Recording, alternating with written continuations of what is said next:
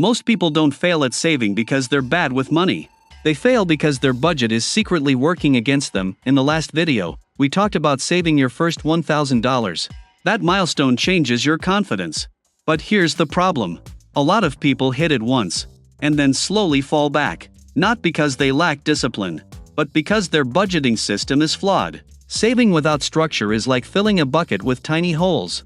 You can pour water in all day. It still leaks. Today, we're sealing those holes. Mistake 1: budgeting based on hope. Most budgets are built on optimism.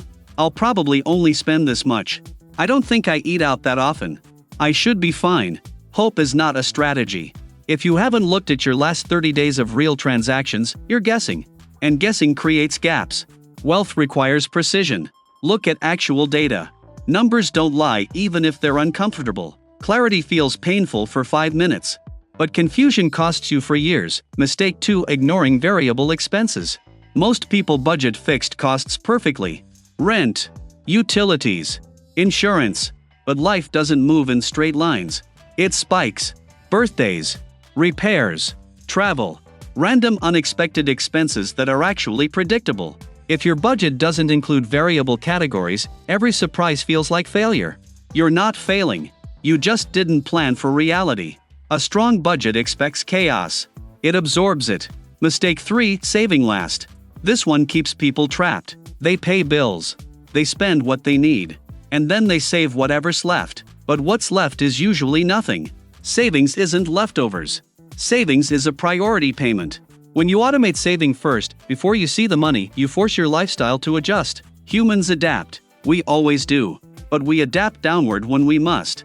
If saving isn't automatic, it becomes optional. And optional habits disappear under pressure. Budgeting isn't about math. It's about identity. Are you someone who reacts to money? Or someone who directs it? If this is already shifting how you think about your system, subscribe. Because we're not building random tips here. We're building financial control step by step. Foundation first, then growth. And growth is coming. Mistake 4: being too extreme. Some people try to fix everything overnight. No eating out. No fun. No flexibility. That works for 2 weeks. Then reality hits. Extreme budgets create burnout. Burnout creates relapse. And relapse destroys confidence. A good budget feels boring. Stable. Sustainable. It should feel like something you can live with for years. Because consistency beats intensity. Mistake 5: no clear target.